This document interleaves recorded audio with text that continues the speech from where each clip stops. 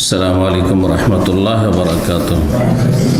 إن الحمد لله نحمده ونستعينه ونستغفره ونعوذ بالله من شرور أنفسنا ومن سيئات أعمالنا. من يهده الله فلا مضل له ومن يضلل فلا هادي له. وأشهد أن لا إله إلا الله وحده لا شريك له وأشهد أن محمدا عبده ورسوله صلى الله تعالى عليه وعلى آله وصحبه وسلم تسليما كثيرا. أما بعد، فقد قال الإمام البخاري رحمه الله تعالى: باب من كان يؤمن بالله واليوم الآخر فلا يؤذي جاره. قال حدثنا قتيبة بن سعيد قال حدثنا أبو الأحوص عن أبي حسين عن أبي صالح عن أبي هريرة قال قال رسول الله صلى الله عليه وسلم: من كان يؤمن بالله واليوم الآخر فلا يؤذي جاره، ومن كان يؤمن بالله واليوم الآخر فليكرم ضيفه، ومن كان يؤمن بالله واليوم الآخر فليقل خيرا أو ليصمت। সম্মানিত ভাতৃমণ্ডলী, আল্লাহ রাব্বুল আলামিনের প্রশংসা ও প্রিয় নবী সাল্লাল্লাহু আলাইহি সাল্লামের উপর সালাত ও সালামের পর আজ মঙ্গলবার 10 রজব 1447 হিজরি মোতাবেক 30 ডিসেম্বর 2025 আমাদের ধারাবাহিক আলোচনা সহিহুল বুখারীর কিতাবুল আদব আচার ব্যবহার পর্ব নম্বর 8। ইমাম বুখারী রাহিমাহুল্লাহর এই পর্বের অধ্যায় নম্বর 31 বলছেন, এতে এই অধ্যায় হচ্ছে রাসূলুল্লাহ সাল্লাল্লাহু আলাইহি ওয়াসাল্লামের এই হাদিসটি সম্পর্কে, মান কানা ইউমিনু বিল্লাহি ওয়াল ইয়াউমিল আখির, যেই ব্যক্তি আল্লাহ এবং পরকালে বিশ্বাসী সে যেন ফালা ইউজি জারা, কোনো প্রতিবেশীকে কষ্ট না দেয়। আল্লাহর প্রতি যদি ঈমান থাকে তাহলে আল্লাহর আদেশ নিষেধ মেনে চলবে। এটা হচ্ছে ঈমানের দাবি। ঈমান মানে বিশ্বাস আছে এবং সেটাকে মেনে নিয়েছেন, বিশ্বাসের সাথে, দৃঢ় বিশ্বাসের সাথে অন্তর থেকে সন্তুষ্ট চিত্তে মেনে নিয়েছেন। আপনি মেনে নিয়েছেন আল্লাহকে আপনার রব হিসাবে, তাহলে আল্লাহর আদেশ নিষেধ মানবেন না আপনি। তো আল্লাহর নিষেধাজ্ঞা হচ্ছে যে কেউ কোনো প্রতিবেশীকে কষ্ট দেবে না, হারাম। কথার দ্বারা হোক, কাজের দ্বারা হোক, চলাফেরায় হোক, আর্থিক দিক থেকে হোক, যে কোনো দিক থেকে হোক না কেন, কোনো কিছু দিয়ে কষ্ট দেবে না। এবং এই যে সিগারেট খোর, ধূমপানকারী এসব লোকেরা যারা হারাম খায়, এরা যে সিগারেট খেয়ে ধোঁয়া ছাড়ে, এরা কষ্ট দিয়ে থাকে প্রতিবেশী। এর সাথে বড় কষ্ট কী হয়? যাতে ফেরেশতা কষ্ট পায়, যাতে মুমিনরা কষ্ট পায়, যে কোনো ভালো মানুষ কষ্ট পায়। অমুসলিমে যদি ভালো মানুষ হয়, এই নোংরা বস্তু খাওয়া অভ্যাস না থাকে, বদ অভ্যাস না থাকে, তো সেও কষ্ট পায় ধূমপানের গন্ধে। সুতরাং লিফটে, গ্যালারিতে, সিঁড়িতে বা রাস্তাঘাটে, আশেপাশে, গেটের আশেপাশে, যে কোনো জায়গা হোক না কেন যেখানে আপনার লোকজন চলাফেরা করে, এভাবে সিগারেট পান করা এটি শরীয়তে মোটেই জায়েজ নয়। এমনিতে কাজটি হারাম, খাওয়া হারাম, আর এই কাজটি জনগণের সামনে করা, জনগণকে কষ্ট দেওয়া, এটি আরেকটি হারাম কাজ। মানুষ যখন একটি পাপে লিপ্ত হয়, কয়েকটি পাপ করে ফেলে। তো আল্লাহ হেফাজত করুক, এসব মুসলিমকে হেদায়েত করুক যারা হারাম খেয়ে থাকে, হারাম উপার্জন করে এবং মানুষকে কষ্ট দিয়ে থাকে। তো বলছেন রাসূলুল্লাহ সাল্লাল্লাহু আলাইহি ওয়াসাল্লামের এই হাদিসটিকে অধ্যায়ে নিয়ে এসে, হাদিসের অংশ, যে ব্যক্তি আল্লাহর প্রতি বিশ্বাসী তখন আল্লাহ আর আদেশ নিষেধ মানবেন। পরকালে বিশ্বাসী তার মানে যা কিছু করেন না কেন, এখানে ধরা খান আর নাই খান, ওখানে ধরা খাবেন, উপায় নেই। কোথায় যাবেন আপনি? ওখানে গিয়ে হাজির হইতেই হবে। সুতরাং যখন বিশ্বাস আছে পরকালে যে ওখানে আল্লাহর সামনে হাজির হইতে হবে এবং আমলনামা পেশ করা হবে, প্রতিটি কথা কাজের হিসাব হবে, কোনো কিছুতেই কোনো কিছুই গোপন রাখতে পারবেন না, আল্লাহ থেকে গোপন রাখতে পারবেন না। সুতরাং আপনি যখন পরকালে বিশ্বাস করেন, ওখানে তো বাঁচতে পারবেন না আপনি। তা আপনি কি নিজের সর্বনাশ চান, ক্ষতি চান? সেখানে ধরা খেয়ে যাবে।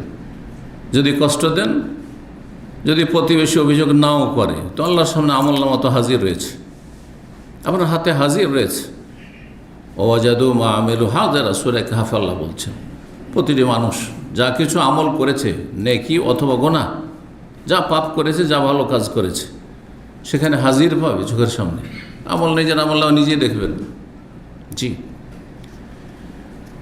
তো যে ব্যক্তি আল্লাহ পরকালে বিশ্বাস রাখে, এই কথা কেন বললেন? এমনি তো বলতে পারতেন যে কেউ কষ্ট দেবে না, প্রতিবেশী কষ্ট দেওয়া হারাম, জায়েজ নয়। এর চাইতে বেশি এতে তাগিদ রয়েছে, হ্যাঁ, ভীতি প্রদর্শন রয়েছে আল্লাহর পক্ষ থেকে। তুমি আল্লাহকে বিশ্বাস করো না? হ্যাঁ, সুতরাং আল্লাহকে যখন বিশ্বাস করো, মানো, তাহলে আল্লাহর আদেশ নিষেধ মেনে চলতে হবে। আল্লাহকে বিশ্বাস করা মানে শুধু আল্লাহর অস্তিত্ব না, আল্লাহর একত্ব, আল্লাহর আদেশ নিষেধ, আল্লাহ রাব্বুল আলামিনের সমস্ত কিছু, আল্লাহ সম্পর্কে যা কিছু রয়েছে ওহীতে, কোরআন এবং হাদিসে, তা আপনাকে মানতে হবে। সেটা আদেশ হোক, নিষেধ হোক, আল্লাহ রাব্বুল আলামিনের বর্ণিত ঘটনাবলী হোক, কিসসা কাহিনী হোক, কোরআনের ঘটনাবলী বিশ্বাস করা ফরজ। যদি কেউ বিশ্বাস না করে তো সে মুসলিম না। তো বিশ্বাস করতে হবে এবং আদেশ নিষেধ হলে পালন করতে হবে। জি, পরকালে বিশ্বাস রয়েছে, পরকালে তোমাকে নেকি দেওয়া হবে ভালো কাজ করলে, আর হ্যাঁ, গুনাহ আর বোঝা উঠাবে যদি পাপ করো তাহলে, এবং জাহান্নামে যেতে হবে। সুতরাং আল্লাহ পরকালে বিশ্বাস থাকলে এমন কাজ করবেন না, আপনি প্রতিবেশী কষ্ট দেবেন না। জি, 6018 নম্বর হাদিস বর্ণনা করছেন আবু হুরায়রা রাদিয়াল্লাহু তাআলা আনহু, সাহাবী। তিনি বলছেন, ক্বালা রাসূলুল্লাহ সাল্লাল্লাহু আলাইহি ওয়াসাল্লাম, রাসূলুল্লাহ বলেন, মান কানা ইউমিনু বিল্লাহি ওয়াল ইয়াউমিল আখির, যেই ব্যক্তি আল্লাহ এবং পরকালে বিশ্বাসী, ফালা ইউজি জারা, সে যেন নিজ প্রতিবেশীকে কষ্ট না দেয়। প্রতিবেশী কত দূর পর্যন্ত? আমরা প্রতিবেশী মনে করি পাশের বাড়ির লোকটা, শুধু এই পাশে একটা বাড়ি, পাশে একটা বাড়ি, দেন, এটা প্রতিবেশী? প্রতিবেশী আপনার গোটা গ্রাম প্রতিবেশী। আমাদের একটি উক্তি রয়েছে, আপনার বাড়ি থেকে এদিকে 40টা বাড়ি পর্যন্ত প্রতিবেশী, এদিকে 40, এদিকে 40, তো গোটা গ্রাম শেষ হয়ে যাবে, গোটা গ্রাম। এই জন্য বলে গোটা গ্রামের লোকে প্রতিবেশী। এটা হচ্ছে কাছের প্রতিবেশী, এটা দূরের প্রতিবেশী। পার্থক্য রয়েছে হকের ক্ষেত্রে। হ্যাঁ, আপনি সামান্য কিছু খাবার দাবার দিতে পারেন পাড়া প্রতিবেশীকে, তো কাছের গুলোকে দেবেন, আপনি সবাইকে তো দিতে পারবেন না। কিন্তু যখন ভালো আচার আচরণেই নয় যে অভাব আছে আপনার কাছে ভালো আচরণ করতে, যে আমি কাছের লোকের সাথে ভালো আচরণ করতে পারবো, দূরের লোকের সাথে পারবো না, হ্যাঁ, চলবে নাকি? তো সুতরাং আপনার আশেপাশে যারাই বাস করে, একটু দূরে হইলেও একই গ্রামে প্রতিবেশী তারা। একটি বিষয়। দ্বিতীয় বিষয়, ওমান কানা ইউমিনু বিল্লাহি ওয়াল ইয়াউমিল আখির, আজ আল্লাহ পরকালে বিশ্বাসী, ফালইউকরিম দাইফা, সে যেন তার অতিথির সম্মান করে, মেহমানদারি করে, মেহমানের আপ্যায়ন করতে হবে, সম্মান করতে হবে, যার পক্ষে যতটা সম্ভব এবং যার যতটা প্রয়োজন। মেহমান বলতে আমরা তো বাংলাভাষীরা এত সীমিত করে দিয়েছি, আজকাল অন্যরাও করে দিয়েছে প্রায় দেখা দেখি আমাদের, কিন্তু আমরা বেশি, আমরা মেহমান মনে করি কাকে? হ্যাঁ, নিজের বংশের খুব বেশি হইল, তারপরে বাবার বংশের, মায়ের বংশের, আর শ্বশুর বংশ। এই তিনটার বাইরে আমাদের দেশে কোনো মেহমান আছে? তার মধ্যে বেশি, হ্যাঁ, গাঢ় কুটুম হচ্ছে শ্বশুর বংশ। হ্যাঁ হ্যাঁ, ওই কুটুম্বিতাই খুব মজা আছে, আস্তাগফিরুল্লাহ। অথচ এটা 3 নম্বরে। আপনার বাবার বংশ, মায়ের বংশ বেশি হক রাখে। আপনার মায়ের সাথে রক্তের সম্পর্ক রয়েছে ওদের, আর আপনার বাবার সাথে রক্তের সম্পর্ক রয়েছে এদের, আর দুটো বংশের সাথে আপনার রক্তের সম্পর্ক রয়েছে, ঠিক না? এরা হচ্ছে আরহাম। জি, উলুল আরহামে বাযুহুম আওলা বিবাযিন বিকিতাবিল্লাহ। আল্লাহ সূরা আনফালে বলছেন যে যাদের সাথে আত্মীয়তা সম্পর্ক রয়েছে, জি রাহেম, আপনার ভূমিষ্ঠ হওয়ার সম্পর্ক রয়েছে, আপনার জন্মের সম্পর্ক, আমার জন্মের সম্পর্ক রয়েছে, বাপের সাথে মায়ের সাথে, ওদের সাথে আত্মীয়তার যাদের সম্পর্ক রয়েছে এরা হচ্ছে আরহাম। এরা একজন আর একজনের চাইতে নিকটবর্তী, সবাই একই স্তরের না। চাচাতো ভাই সমান না, মামা আর মামাতো ভাই সমান না, তাই জি, এইভাবে। তো আজকাল বিয়ে শাদিগুলো তো আমাদের দেশে বোঝা যায়। আপনি ছেলে মেয়ের বিয়ে লাগান, বিয়েতে ধুমধাম করে খাওয়া দাওয়া করছে কারা? আপনার বংশ, মানে আপনার বাবার বংশের লোকেরা, না আপনার মায়ের বংশের লোকেরা, না আপনার শ্বশুর বংশের লোকেরা? গোটা বাড়ি, বিয়ে বাড়ি শালাশালিতে ভর্তি। সত্য কথা এটা। হ্যাঁ, আমোদ ফুর্তি করে আসল কে খাচ্ছে? আপনার ছেলে মেয়ের বিয়ে লেগেছে, আপনার শালাশালি আর ওদের ছেলেমেয়েরা। আপনার বাবার বংশ আছে, ভাইরা কেটে গেছে, ভাইদের ফ্যামিলি, ভাতিজাদেরকে, ফুফু হয়তো ডেকেছে, খুব ভালো হইলো, না হইলে খোঁজনের নাইট। আর এরকম মায়ের বংশ, হ্যাঁ, খালা মামাদেরকে, ওদের ছেলে মেয়েদেরকে না খেলেও দূরের, হ্যাঁ, মেহমানের মতো একটা নু খেয়ে দিয়ে বিদায়। কিন্তু এরা বিয়ের আগে থেকে এসে আছে। আপনার শালাশালি 14 গোষ্ঠী আপনার বিয়ের আগে থেকে বসে বসে, বিয়ের পরেও 2-4 দিন খাচ্ছে। এটা বাস্তবতা। তাহলে আমাদের আচার আচরণগুলো চেঞ্জ করতে হবে, পরিবর্তন করতে হবে। কাদের হক বেশি এটা জানতে হবে আমাদেরকে। আল্লাহ বুঝার তৌফিক দান করেন। আচ্ছা, যারা নিকট আত্মীয়দের মধ্যে হিংসাও খুব বেশি, একদিকে আপনি আত্মীয়দের মূল্যায়ন করেন না, এটা আপনার ত্রুটি, আর আরেক দিক ওদের মধ্যে হিংসাও কাজ করে। তো দুই দিক থেকে দূরত্বটা তখন বেড়ে যায়। তাহলে আমাদের যেই রোগগুলি আছে সেই রোগগুলি, হিংসার রোগ, কাবিরা গুনাহ, রোগগুলি দূর করতে হবে। বংশের কেউ বড় হয়ে গেছে, পয়সাওয়ালা হয়ে গেছে, সুখী হয়ে গেছে, প্রভাবশালী, শিক্ষিত হয়ে গেছে, ওদের ওপর একটা হিংসা কেন এগিয়ে গেছে, হ্যাঁ, না, এমন জিনিসগুলো যেন না থাকে। আর তারপরে আমাদের নিজের করণীয় নিজে করতে হবে, নিজেরটা নিজে করবেন, আর অন্যের কাছে আপনার প্রাপ্য সেটা আল্লাহর কাছে চাইবেন। এটি একটি হাদিসের কথা। আপনি আপনার দায়িত্ব পালন করে, ওরা করছে না, ওদের এত খাতির করছে, তারপরে হিংসা করছে, শত্রুতা করছে, এটা আল্লাহর কাছে কল্যাণ চাইবেন, তাদের অনিষ্ট থেকে রক্ষা চাইবেন, যে আল্লাহ আমার হকটা তুমি দাও, আর আমি আমার হকটা, আমার দায়িত্বটা আমি পালন করলাম। তো মেহমান বলছিলাম, মেহমান আরবি ভাষায় পরিচিত হোক অথবা অপরিচিত হোক, যদি আপনার বাড়িতে অথবা মসজিদে আপনার পাড়াতে এসেছে, আর সেখানে তার কাছে পয়সা নেই, অথবা পয়সা আছে কিন্তু সেখানে হোটেল নেই, রেস্টুরেন্ট নেই, গ্রাম অঞ্চলে, তাহলে মেহমানদারি করা অপরিচিত হলেও ফরজ। মেহমানদারি সবসময় সুন্নাত নয়, ফরজ। আমরা ছোটোকালে এইভাবে গ্রামে দেখেছি যে এশার নামাজ পড়তে গেছি, দেখছি একজন অপরিচিত লোক মসজিদে, সবাই নামাজ পড়ে শ্বশুর করে বেরিয়ে চলে গেল, কেউ না। গ্রামের খুব বেশি তো একজন ভালো মানুষ, আল্লাহর বান্দা কেউ যদি থাকে, তখন খোঁজ নিচ্ছে, আপনার বাড়ি কোথায়, কোথা থেকে এসছেন, এখানে থাকবেন, হ্যাঁ, খাওয়া দাওয়া করেছেন। না খেয়ে থেকে যাবে আপনার গ্রামে সেটা লোক, আপনার আত্মীয় নয় সেই জন্য, বা আপনার পরিচিত নয় সেই জন্য, গুনাহগার হবেন আপনারা। ফারজে কিফায়া এটি আপনার গ্রামবাসীর ওপর, জানাজার মতো। জানাজা কেউ না পড়লে সবাই গুনাহগার, গোটা গ্রাম।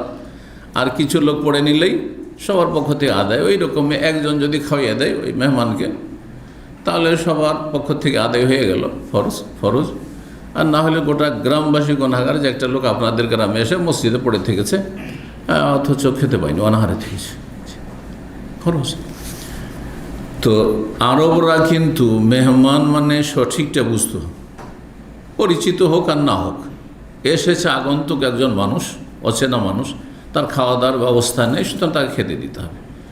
আজকাল শহরে মানুষ বসবাস শুরু করেছে, আর হোটেল রেস্টুরেন্ট আছে, মানুষের পয়সাও হয়েছে, সেজন্য বিষয়টি ভিন্ন। কিন্তু যদি দেখা যায় না, শহরে কিন্তু তার কাছে পয়সা নেই, অথবা গ্রাম অঞ্চলে সেখানে কোথায় খাবার পাবে, খাবার নেই, তাহলে আপনাকে আমাকে খাওয়াইতে হবে, আজও খাইতে হবে। এমন মেলা এলাকা আছে হয়তো। যে মেহমানের সম্মান করা মানে শুধু খাওয়া দাওয়া নয়। অনেক সময় হয়তো আপনার বাড়িতে অতিথি এসছে, খাওয়া দাওয়া ঠিকঠাক দিচ্ছেন, হ্যাঁ, সব দায়িত্ব দেওয়া আছে, কাজের ছেলেদেরকে দেওয়া আছে, কাজের মেয়েদের দেওয়া আছে, হ্যাঁ, কিন্তু আপনি দেখা সাক্ষাৎ করছেন না। হ্যাঁ, দেখা সাক্ষাৎ করলে সালাম আলাইকুম, ওয়ালাইকুম আসসালাম, সব ঠিক আছে তো, আচ্ছা ঘুমান। 5 মিনিট 10 মিনিট বসে কথা বলছেন না, তাহলে আপনি সম্মান করলেন না। এইরকম অতিথি কোন রাস্তা দিয়ে পালাবে দিশা পাবে না, যে তাড়াতাড়ি পালাইতে হয় বাড়ি থেকে, বসতেই চায় না, কথাই বলতে চায় না এর সাথে, ঠিক না? যতই ভালো খেতে দেন শান্তি পাবেন আপনার বাড়িতে সে মেহমান। সুতরাং মেহমানের সাথে বসা, একটি হাদিসে রয়েছে, ওই আবু দারদা যে মেহমান কে খাওয়া দাওয়া খাওয়িয়ে আর সাথে সাথে তাহাজ্জুদ শুরু করে দিয়েছে। ওইদিকে স্ত্রী আছে, ওর কাছেও যাচ্ছে না, বিছানা আছে, বিছানাও যাচ্ছে না, ও তাহাজ্জুদ শুরু করে দিয়ে এসে পড়ে। নবী সাল্লাল্লাহু কি বলেছিলেন? ইন্নালি আইনিকা আলাইকা হাক্কান, চোখের হক আছে, হ্যাঁ, ওয়ালি জাসাদিকা আলাইকা হাক্কান, শরীরের হক আছে, বোঝা গেছে? ওয়ালি যাওরিকা আলাইকা হাক্কান, তোমার অতিথি, তোমার মেহমান, তার হক আছে। ওর হক হচ্ছে সময় দিতে হবে, খাওয়া দাওয়ার সাথে আগে পরে কিছুক্ষণ বসতে হবে, গল্প করতে হবে, একটু হাসি খুশি করতে হবে, ছেলে মেয়েদের খবর ইত্যাদি, আর্থিক অবস্থা, শারীরিক অবস্থা, এর খোঁজ খবর নিতে হবে, হ্যাঁ, খুশি করতে হবে। এই নয় যে শুধু খাওয়া দাওয়া ব্যাস, না, অনেকেই নিজের ব্যস্ততা দেখায়। অথবা মেহমানের সাথে বসে আছেন কিন্তু কথা বলছেন না, আপনি মোবাইল নিয়ে ব্যস্ত, হ্যাঁ, একের উপরে এক কল আসছে অথবা কল দিচ্ছেন, আর মেহমানের কাছে এমনি আপনার বডিটাই বসে আছে শুধু, এই বসে থাকাতে লাভটা কি? মেহমানের সাথে কথা না বলে। আজকাল মোবাইলের ফেতনার যুগে মানুষ মানুষের হক আদায় করার ক্ষেত্রে একেবারে উদাসীন, বাপ মায়ের হক পর্যন্ত আদায় করে না। বাপ মায়ের সাথে বসে থাকলে ভালো করে কথা বলে না, মোবাইলের সাথে কথা বলছে। ছেলে মেয়েদেরকে সময় দেয় না, মহিলারা ছেলে মেয়েদের সময় দেয় না, জি, সোশ্যাল মিডিয়া নিয়ে পড়ে আছে, ফেসবুক নিয়ে পড়ে আছে, বাচ্চা হক আদায় করে না, বাচ্চাদের পরিচর্যা করে না, পরিপাটি করে না, চুল সুন্দর করে না। আমি দেখেছি, এমন পরিবার দেখেছি যে চুলগুলো আবার বিক্ষিপ্ত হয়ে আছে, এটা কেমন অবস্থা? আর ফেসবুকের মাস্টার মহিলা, আস্তাগফিরুল্লাহ বলে বাচ্চাগুলো যখন মজলিসে এসে দেখছি, এই কী অবস্থা, এরকম বাচ্চা তো থাকা মোটেই উচিত না। কেন থাকবে? গরিব, খেতে পাই না, তেল নেই না, তা না, কিন্তু সময় নেই পরিচর্যা করার, জায়েজ না এগুলো। ফরজ বাদ দিয়ে নফলও বলবো না, নাজায়েজ কাজ অনেক সময়। ফেসবুকে অতিরিক্ত সময় দেওয়া অনেক সময় নাজায়েজ, সময়কে খুন করা, সময় অনেক মূল্যবান। এটা জিকির করার, কোরআন তেলাওয়াত করার তৌফিক হয় না, সারা দিন চলে যাচ্ছে, সপ্তাহ চলে যাচ্ছে, কোরআন তেলাওয়াত করতে পারেন, কোরআন একটা অর্থ শিখতে পারেন না, আর ফেসবুকের মাস্টার হয়েছেন আপনি। কোন কাজ করছেন আপনি? আপনাকে দায়িত্ব দেওয়া হয়েছে যে ফেসবুকতে আপনি ইসলাম প্রচার করতে হবে, আর ইসলাম শিখেন, আগে কোরআন মুখস্থ করেন, হাদিস শিখেন, দিন শিখেন। আল্লাহ বোঝার তৌফিক দান করেন। ফিতনা ওমান কানা ইউমিনু বিল্লাহি ওয়াল ইয়াউমিল আখির, তৃতীয় বিষয়, আর যে আল্লাহ পরকালে বিশ্বাসী সে যেন ফালিয়াকুল খাইরান, কথা বললে ভালো কথা বলে, আবিল ইয়াসমত, আর না হইলে নীরব থাকে, চুপ থাকে। ভালো কথা বলতে পারলে, জানলে বলেন, আর যদি ভালো কথা বলার যোগ্যতা নেই অথবা ওইরকম অভ্যাস নেই, সবসময় খারাপ পরিবেশে থেকে খারাপ ভাষায় মুখ দিয়ে বেরোয়, তো মুখটা বন্ধ রাখেন, গোনা থেকে বেঁচে থাকবেন। আর হয় কথা বললে ফালিয়াকুল খায়রান, ভালো কথা বলেন। ভালো কথা হচ্ছে, সবচেয়ে ভালো কথা হচ্ছে জিকির, আল্লাহর জিকির আজকার। আর সবচেয়ে উত্তম জিকির হচ্ছে কোরআনে কারীম, কোরআনে কারীমের তিলাওয়াত, লা ইলাহা ইল্লাল্লাহ, দুটোই হাদিস রয়েছে। কিরাতুল কোরআন, কোরআন তেলাওয়াত সবচেয়ে উত্তম জিকির, লা ইলাহা ইল্লাল্লাহ উত্তম জিকির, আস্তাগফিরুল্লাহ, সুবহানাল্লাহ, আলহামদুলিল্লাহ, লা ইলাহা ইল্লাল্লাহ। অথবা দিনের তালিম, দিনের শিক্ষা দেওয়া, যেই জিকির, যেই উপদেশ, এখানে জিকির উপদেশের অর্থে যেটা দিয়ে শুধু আমার ফায়দা না আপনাদের ফায়দা। আমি 1 ঘন্টা আপনাদেরকে এই আলোচনাগুলি না শুনি, আমি যদি আমার অফিসে বসে শুধু জিকিরই করতে থাকতো, তসবিহ নিয়ে, হ্যাঁ, সেই লোকদের মতো, হ্যাঁ, তসবিহ নিয়ে জিকির, বা হাতের আঙ্গুলে খালি জিকির, সুবহানাল্লাহ, আলহামদুলিল্লাহ, ইয়া আল্লাহু আকবার, লা হাওলা ওয়ালা কুওয়াতা ইল্লা বিল্লাহ, এগুলো করতে থাকলাম, হ্যাঁ, কারো ফায়দা হইতো? আমার ছাড়া আমার ছেলে মেয়েদেরও ফায়দা হতো না, ঠিক না? নেগেটিভ কার তসবিহ করা, আর কারো ফায়দা আছে? কেউ কিছু শিখলো আমার কাছ থেকে, আমার তসবিহ থেকে, আমি সে তসবিহ করলাম, ব্যাস, আমার নাকি হলো। কিন্তু এখানে দিনের কথা বলায় আমারও নেকি হলো, আর আপনাদের এলেম বাড়লো, দিন শুনলেন, এলেম শিখলেন, আপনাদের ইবাদতের নেকি হলো, এবং আপনাদের অনেক কিছুই জানা হলো, যার মাধ্যমে আপনি সংশোধনে, আপনি আপনার পরিবার, আরও অনেক দোস্ত বন্ধু আত্মীয় স্বজনদেরকে সংশোধন করতে পারবেন। এটাকে বলা হয়, হ্যাঁ, সুদূর প্রসারী উপকারিতা, আন-নাফউল মুতাআদ্দি। মানুষকে উপকৃত করা হচ্ছে 2 রকম, হ্যাঁ, বা উপকৃত হওয়া। একটা হচ্ছে নাফা লাজেম, মানে নিজে উপকৃত লাভবান হইলাম। আর একটা হচ্ছে নাফল মুতাআদ্দি, এমন উপকারিতা যেটা সুদূর প্রসারিত। আমার দ্বারা কিছু লোক উপকৃত হলেন, আর আপনাদের এক একজন দিয়ে আরও মনে করেন যে 10 জন 20 জন করে এক একজনের মাধ্যমে উপকৃত হইল, এর মাধ্যমে কত লোক উপকৃত হইল। এই জন্য দিনের জ্ঞান চর্চা করা, কোরআন এবং হাদিসের কথা চর্চা করা সবচেয়ে গুরুত্বপূর্ণ ইবাদত। নফল তাহাজ্জুদের চাইতে সালাতুল জোহার চাইতে আর অন্য অন্য নফল ইবাদত বন্দেগীর চাইতে বেশি নাকি এতে, কারণ এতে একজনে কল্যাণ সীমিত থাকে না। হতে পারে আপনার একটা কথা দিই, আমি ওর কাছে কোনোদিন যাব না, দেখাও হবে না আমার সাথে, কিন্তু আপনার সাথে দেখা হয় কাছের লোক, আপনার একটা কথা এখান থেকে শিখে গেছেন বা শুনে গেছেন, ওই একটা কথাতে তার জীবনটাই সংশোধন হয়ে গেছে। আল্লাহ তৌফিক দান করেন। ভালো কথা বলবেন, ভালো কথা হচ্ছে উপদেশমূলক কথা, ভালো কথা হচ্ছে আমরে বিল মারুফ, ভালো কাজের উপদেশ দেওয়া, অন্যায় কাজে বাধা দেওয়া, জি, কিন্তু ভালোভাবে। 6019 নম্বর হাদিস বর্ণনা করছেন আবু শুরাই আল আদুই রাদিয়াল্লাহু তাআলা আনহু, তিনি সামিআত উযনায়া ওয়া আবসারাত আইনায়া, আমার 2 কান শুনেছে এবং 2 চক্ষু দেখেছে। হিনা তাকাল্লামান নবী, যখন নবী সাল্লাল্লাহু আলাইহি ওয়াসাল্লাম এই কথাগুলি বলছিলেন। কেন এই কথাটি বললেন? মানুষকে কথাটিকে পাকাপোক্তা করে, শক্ত করে বলার জন্য, যা আমি নিজ কানে শুনেছি আর নিজ চোখে দেখেছি, প্রত্যক্ষ করেছি যখন নবী সাল্লাল্লাহু আলাইহি ওয়াসাল্লাম কথাটি বলছিলেন। কোনো মাধ্যম নেই সেখানে, অথবা এই কথাগুলিতে কোনো সন্দেহ নেই। কি কথাগুলি? ওই আগের কথাগুলি মোটামুটি একটু বেশি আছে। মান কানা ইউমিনু বিল্লাহি ওয়াল ইয়াউমিল আখির, যে আল্লাহ পরকালে বিশ্বাসী, ফালিয়ুকরিম জারা, সে যেন প্রতিবেশীকে সম্মান করে। তো প্রতিবেশীকে কষ্ট দেবেন না, এটা নেগেটিভ। আর সম্মান, অতিরিক্ত সম্মান করতে হবে। তাহলে অন্যদের চাইতে বেশি প্রতিবেশীকে সম্মান করতে হবে। আপনি কোথায় দূর দূরান্ত থেকে মানুষকে দাওয়াত দিচ্ছেন, অথবা তাদের মাঝে মাঝে আপনার খাওয়াচ্ছেন, কিন্তু আপনার আশেপাশের লোকদের সাথে কোনো সম্পর্ক নেই, পাশের বাসাতে কেউ থাকে খোঁজ খবর রাখেন না। আজকাল শহরগুলিতে এমন জীবনযাপন হয়েছে যেগুলি মানে বড় আপত্তিকর বিষয়, যে পাশের লোক খেয়ে খোঁজই রাখেন না, আপনি মরে আছে না বেঁচে আছে না অসুস্থ, কোনো খবর রাখেন না, জীবনে খবর না, আপনার খবর রাখেন না, আপনি খবর রাখেন না, চেনেন না, চেনার প্রয়োজনে মনে করেন না, মাঝে মাঝে খোঁজ খবর রাখেন, কোনো দোষের কথা নেই। মাঝে মাঝে ভালো কিছু হইলো, তার সামান্য দিয়ে পাঠিয়ে দিলাম। এতে মানুষের অন্তর জয় করা হয়। রমজান মাসের ইফতারির লোক বাইরের লোকের খাওয়া চাইতে পাশের গেটের লোককে দিয়ে পাঠায় একটু করে মাঝে মধ্যে।